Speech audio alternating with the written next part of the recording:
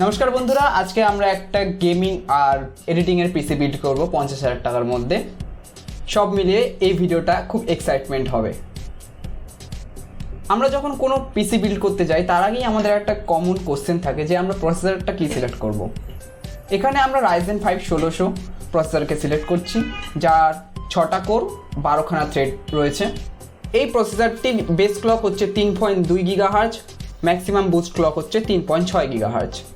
এই প্রসেসরটি সম্পূর্ণই আনলকড, মানে এই প্রসেসরটি ওভারক্লক করা যাবে পরে। এর সম্পর্কে ডিটেলস আরও আপনি ইন্টারনেট থেকে পেয়ে যাবেন। সমস্ত প্রোডাক্টের লিঙ্ক আমি আমার ডেসক্রিপশনে দিয়ে দেবো, আপনারা সেখান দিয়ে চেক করতে পারেন। এরপর যে আমরা মাদারবোর্ডটা এখানে ইউজ করব সেটা হচ্ছে গিগাবাইটের A320M S2H মাদারবোর্ড, যা DDR4 এর 32GB র্যাম অবধি সাপোর্ট করতে পারবে। এরপর আমরা দেখব এই কম্পিউটারের মেন জিনিসটি, যেটি হলো গ্রাফিক্স কার্ড, যেটি হলো জোটেক এর GTX 1050 Ti 4GB DDR5 এর গ্রাফিক্স কার্ড। এই সিস্টেমে আমরা 16GB র্যাম ইউজ করতে চাই।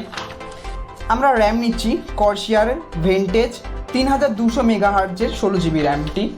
তারা আমরা অপারেটিং সিস্টেমটি ইন্ডিভিজুয়ালভাবে রাখতে চাই যাতে কম্পিউটারের স্পিডটি আরও ভালো বুস্ট আপ করে। তার জন্য আমরা একটা SSD এই সিস্টেমে ব্যবহার করব, যা হচ্ছে 240GB SSD কিংস্টোনের। তারপর আমরা ফাইল স্টোরেজ হিসাবে সিগেটের 1TB হার্ড ডিস্ককে ব্যবহার করব। এখানে আমরা পাওয়ার সাপ্লাই হিসেবে ব্যবহার করছি কুলার মাস্টারের MWE হোয়াইট 450 230 ভোল্টের। এরপর আমরা যাচ্ছি ক্যাবিনেট হিসেবে আমি ক্ল্যারিয়নের ক্যাবিনেটকে ব্যবহার করছি। এখানে তোমরা যে কোনো কোম্পানির ক্যাবিনেট ইউজ করতে পারো, তবে দেখে নেবে ক্যাবিনেটের মধ্যে যেন এয়ার ফ্লো সিস্টেমটা ভালো থাকে। এখানে আমি HPর কম্বো কিবোর্ড আর মাউস ব্যবহার করছি, আর LC 24 ইঞ্চি IPS 24 B1XHS LED মনিটর আমি এখানে ব্যবহার করব। আর তার সাথে আছে একটা ছোট্ট সাউন্ড সিস্টেম ইয়টের ET304।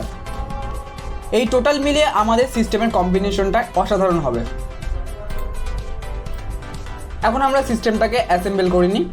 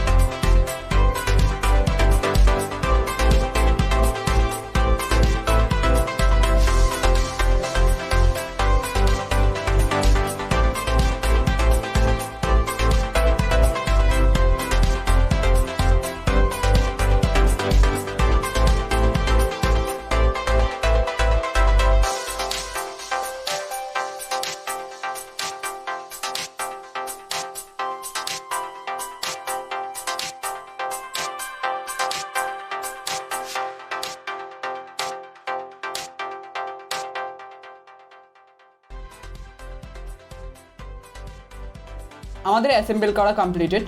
এখন আমরা উইন্ডোজ অপারেটিং সিস্টেম লোড করে এবং প্রয়োজনীয় সফটওয়্যারগুলিকে ইনস্টল করে কম্পিউটারটি ব্যবহারের যোগ্য করে তুলব।